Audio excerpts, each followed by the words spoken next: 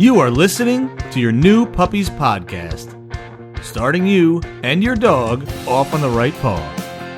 Here's your host, Debbie Salento.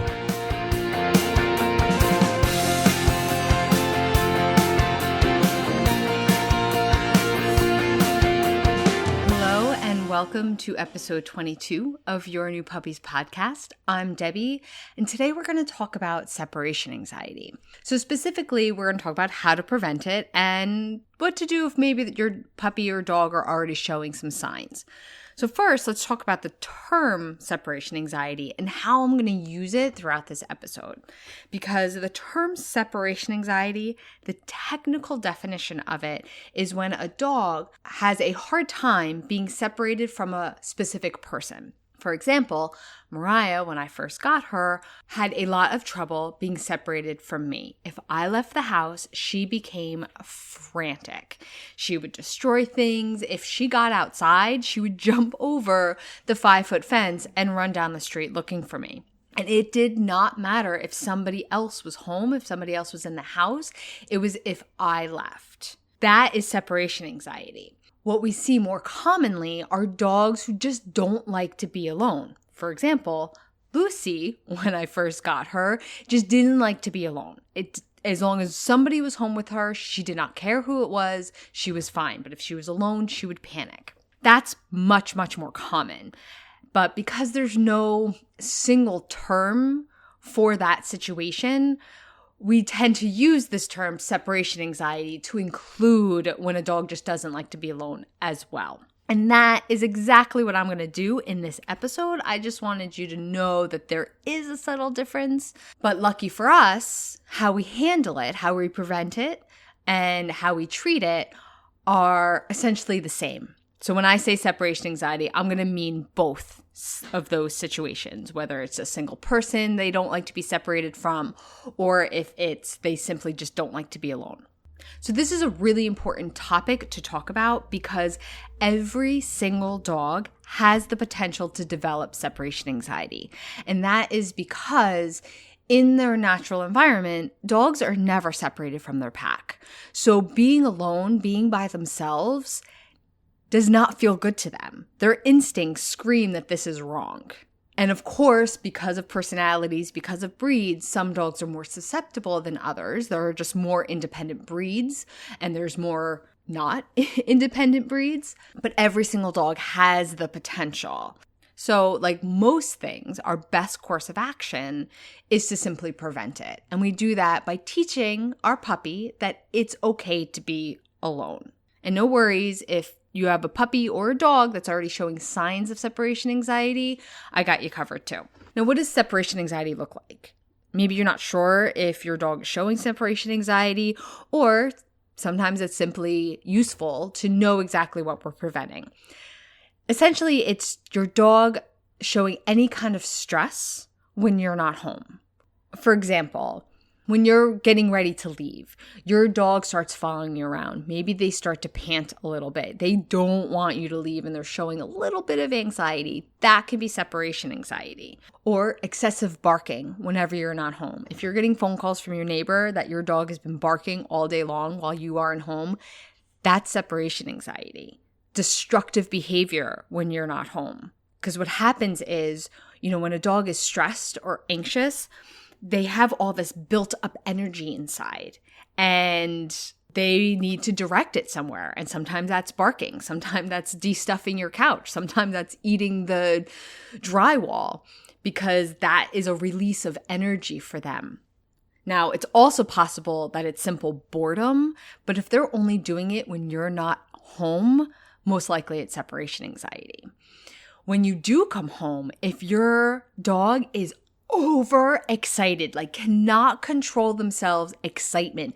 If they're peeing on the floor because they're so excited to see you, that is also separation anxiety. A dog who pees on the floor out of excitement is not typically normal behavior. That is a sign of something else is happening. They had all this energy building up while you were gone, and when you come home, it like explodes. and they don't know how to control it. Those aren't the only signs. Any way that your dog shows or manifests stress, which there's a bunch of different ways, these are just some of the most common. They can be anywhere from minor to them whining a little bit before you leave to major where they're destroying your home while you're gone. Obviously, the more severe it is, the harder it is going to be and the more time it's going to take because there's no quick fix once it becomes severe. Just like most of our puppies' behaviors, the best course of action is to simply prevent it. So how do we teach our puppy to be alone? This is another reason why I'm a big fan of the crate and why I encourage my clients to use the crate even when they're home. Because this is a perfect way to ease them into being alone because they're not exactly alone. You're home, but they're separated from you. They can't get to you. They can't depend on you for their entertainment. And this is also why your puppy will probably whine in the crate at first because they're dealing with this new feeling of being alone and they're not quite sure how to handle it. Now, what we want to do is sit them down and say, listen, it's okay. You're by yourself, but nothing bad's going to happen. I'm going to be back soon. Why don't you entertain yourself, take a nap, here's a toy, and everything's going to be okay. That's what we want to do. But our puppies don't learn that way. Sometimes we forget that, and most times we wish they did, but they don't. So what we have to do is to guide them into figuring that out for themselves. And most of the time, what that takes is a little tough love, which is also tough on us. So we need to let our puppy whine it out in the crate. Now, there's many reasons. There's many reasons to use your crate even when you're home. There's many, many reasons to never, ever let your puppy out while they're whining. Separation anxiety is just one of those reasons, but it's also a very important one. And you can also do this if your dog is already showing minor signs of separation anxiety. Starting from the beginning, starting with the basics is always a good idea. So something else I want to bring up is our own behavior, because sometimes we can inadvertently encourage the separation anxiety, especially true separation anxiety when our dog wants to be around one person, because we love our dogs. We bring them into our home. They take over our lives and our hearts. So when they show signs of never wanting to be away from us, of always wanting to be with us, of not letting us leave, that can make us feel good. That can feed our egos a little bit. Sometimes we encourage that behavior by giving them the attention. It makes me feel good that Mariah chooses me over anything or anybody else. It does. I'm going to admit it.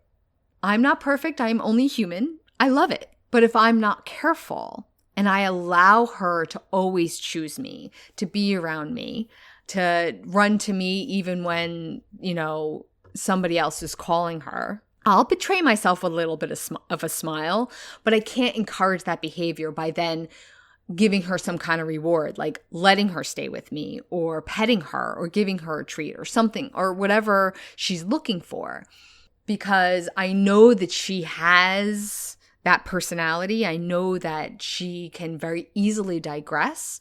And especially if your dog is already showing signs, you're not doing her or him or yourself any favors. So even though it makes us feel good, we have to remember what's going to be best for our dog.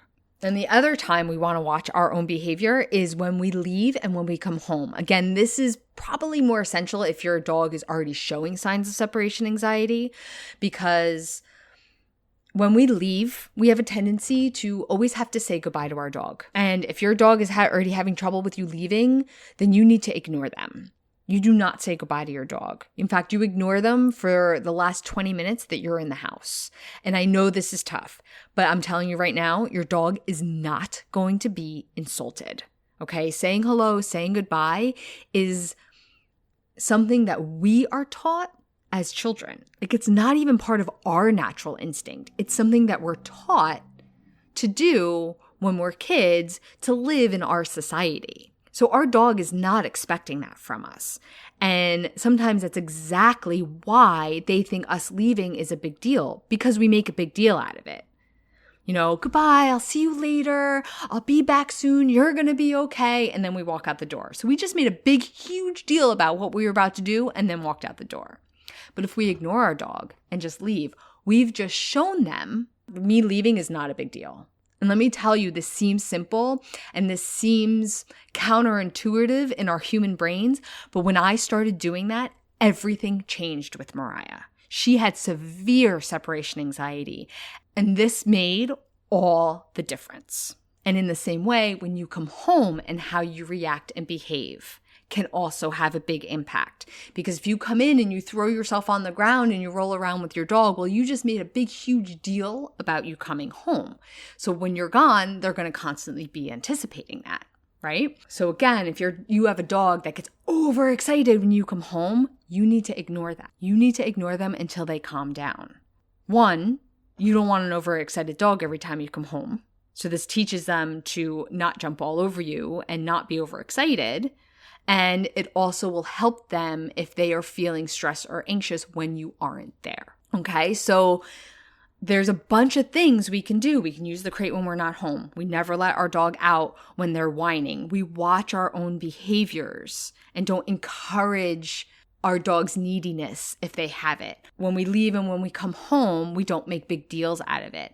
This all helps separation anxiety, and they also have other reasons and other functions that I've talked about before, and I'll probably talk about again. So a lot of this depends on your dog's personality, and whether he or she are already showing signs of anxiety when you leave or when you're not home. So you might need to do all of these things. You might only need to do some of them.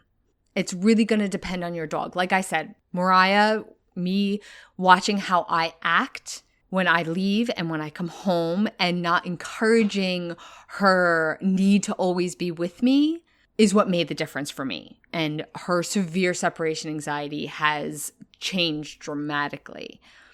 Sometimes just using that crate when you're home and not making a big deal when you leave is enough. The suggestions I've given is a great place to start. And that is all I have for you today. I will be speaking with you soon. Bye for now.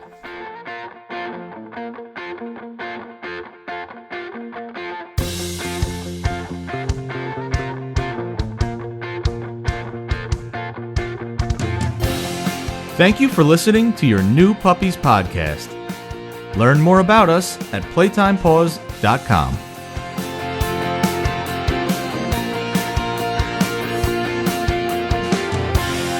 Hello, Debbie here. I just wanted to pop back in to let you know about my brand new 4-week puppy course. So if you're thinking about getting a puppy, or maybe you already have one, this is my new 4-week course where I go over all the stuff that you need to get through puppyhood. So it's a lot of stuff that I talk about on the podcast, but I go into greater detail, and throughout the course, you have direct access to me to answer all of your questions. And there's even an option for a one-on-one training video session with me throughout the course. So if you're interested, you can head over to playtimepaws.com/puppy, and I hope to see you over there. Bye for now.